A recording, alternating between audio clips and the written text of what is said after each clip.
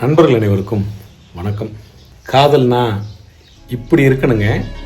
அப்படிப்பட்ட ஒரு காதல். ஐயாவுக்கு 83 வயசாச்சு. இவருடைய மனைவி கன்னியம்மா, இவங்களுக்கு 75 வயசுக்கு மேலாச்சு. இப்போ அந்த அம்மாவுக்கு நடவடை இல்லாமல் கண் பார்வை போய் காது கேட்காம ஆயிட்டாங்க. ஆனால் இருந்தாலும் அவருக்கு 83 வயசை கடந்துருச்சு. இன்னைக்கும் தன் மனைவிக்காக அவங்களுக்கு தேவையானது எல்லாமே செய்து கொடுத்து துணிமணிகளை துவைச்சு அவங்கள குளிப்பாட்டுறது எல்லாத்தையும் பார்த்துட்டு ஐயா தன் காதல் மனைவியை அவரு கண்ணுக்குள்ள வச்சு பாத்துக்கிறாரு. இவங்க இருவரும் ஒன்னா வேலை பார்க்கும்போது காதலிச்சு கல்யாணம் பண்ணவங்க. அன்னைக்கு இருந்த அதே காதல் தன் மனைவி மீது அந்த ஐயாவுக்கு இன்னும் இருக்குது. அவங்க நல்லா இருந்தாங்கன்னா அவங்க என்ன பார்ப்பாங்க. இன்னைக்கு அவங்களுக்கு முடியல, ஓரளவு நான் நல்லா இருக்கேன், நான் அவங்கள பார்த்துக்கிறேன். அது என்னுடைய கடமையாகவே கருதுறேன். இந்த ஐயாவையும் அம்மாவையும் பற்றி தான் இந்த வீடியோவில் பார்க்க போகிறோம்.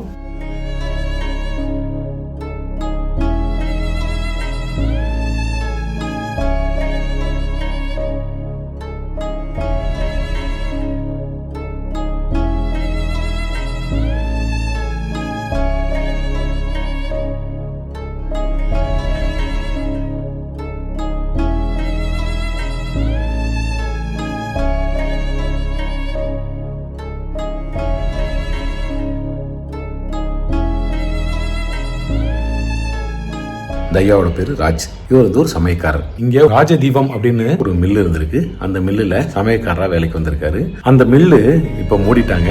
இருந்தாலும் அந்த ஓனரு இவங்களுடைய வறுமை நிலைமையை பார்த்துட்டு இந்த வீட்டுல அவங்கள இருக்க வச்சிருக்காங்க. அம்மா பேரு கன்னியம்மாள், ராஜ் ஐயாவோட மனைவி. இவங்க 2 பேரும் காதல் திருமணம் செய்தவங்களாம்.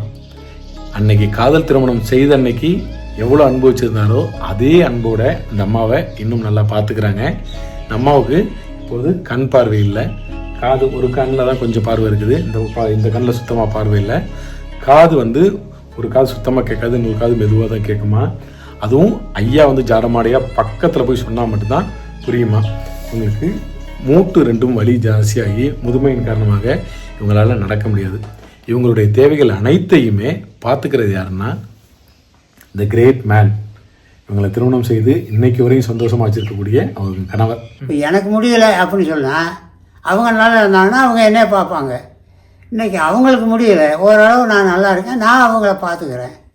அது என்னுடைய கடமையாகவே கருதுறேன். அப்பப்போ யாராவது இவங்களை பற்றி தெரிஞ்சவங்க யாராவது இந்த பகுதியில் வந்தாங்கன்னா ஏதாவது 150 கொடுத்துட்டு போவாங்களாம். இப்போ ஏதாவது வேலை பார்க்குறீங்களா? எந்த வேலை இப்போ எல்லாம் இன்னும் சமையல் கூப்பிட்டா நான் போய்கிட்டு தான் இருப்பேன். யார் வேலைக்கு கூப்பிட்டாலும் போய்ப்பேன். அதை வச்சு அவங்களுக்கு ஆஸ்பத்திரி பார்க்குறது எல்லாம் அப்படித்தான். ஏன்னா அவங்களால ரொம்ப எதுவும் முடியாது. எந்திரிச்சு அதை நம்ம ஆக்கி வச்சா சாப்பிட்டு உட்காந்துருப்பாங்க, அவ்வளோதான். அதுக்கு மேலே அவங்களால எதுவும் பண்ணுறதுக்கு இல்லைங்க. கழுவுறதுலேருந்து எல்லாம் நம்ம இன்னும் தான் பண்ணணும், துணி துவைக்க எல்லாம்.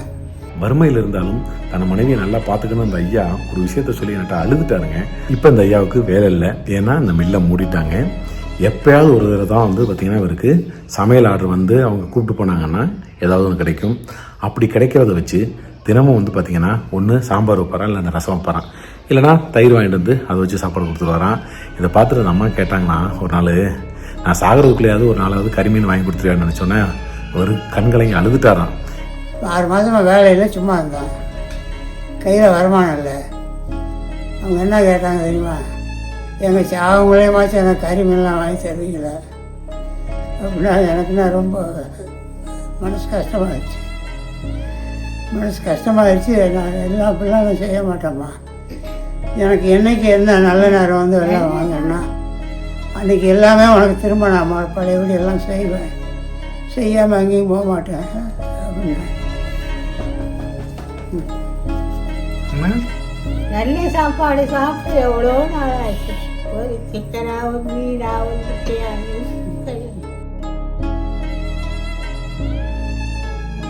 அவரோட உடம்பு பாருங்க சுருங்கி போய் அதான் நிமிந்து கூட அவரால் இருக்க முடியல. குனிந்து முதுகு கூண் உழுந்து போய் இப்படி இருக்கக்கூடிய 83 வயசை கடந்த இந்த நிலையில தன் மனைவியை நல்லா பார்த்துக்கணுங்கிறக்காக இந்த வயசுலையும் அங்கங்கே கிடைக்கக்கூடிய சின்ன சின்ன வேலைகளுக்கு போறாரு. எங்கேயாவது கேட்டரிங் ஆர்டர் கிடைச்சிச்சுன்னா அங்கே போய் அவங்களுக்கு ஹெல்ப் பண்ணி கொடுத்துட்டு அதில் கிடைக்கிறத வச்சு தன் மனைவியை ராணி போல பார்த்துக்கிட்டு இருந்திருக்காரு. இப்போ அவங்களுக்கு நடவடை இல்லாமல், அவங்களுக்கு கண் பார்வை இல்லாமல், காது கேட்காம அம்மா ரொம்ப முடியாமல் போயிட்டாங்க.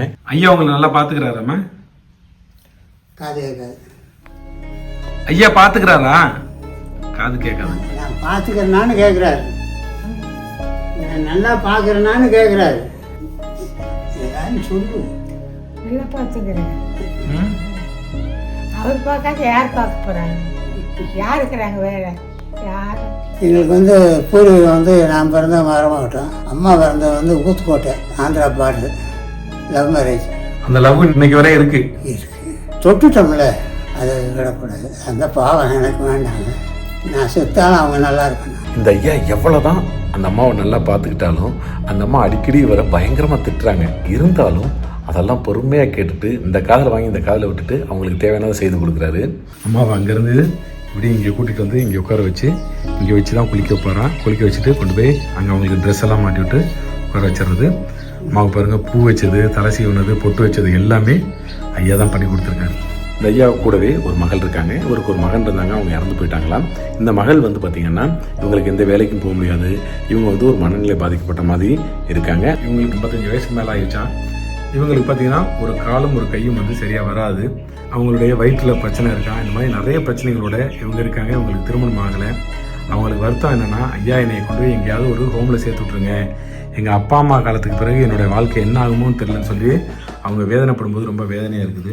எங்கள் அம்மா எங்கள் அப்பா அடிவார். அப்போ கேட்டு அதுக்கு நான் கவலைப்படாதீங்கம்மா. உங்கள் 3 பேருக்குமே நல்லது பண்ணிடலாமா. அழுகாதீங்க.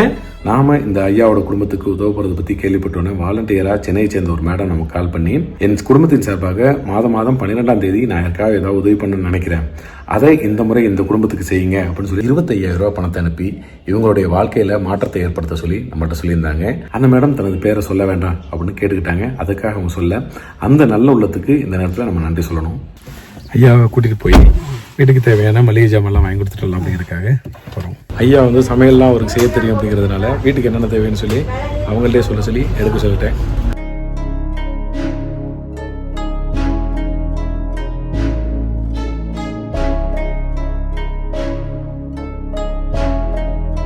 இப்போ அவங்களுக்கு தேவையான அரிசி, பருப்பு, எண்ணெய், காய்கறிகள்ல இருந்து அவங்க வீட்டுக்கு தேவையான சோப்பு, அத்தியாவசிய பொருட்கள், கடுகு, உளுந்த பருப்பு, இந்த மாதிரி எல்லாமே வாங்கி அவங்களுக்கு கொடுத்துருக்கு.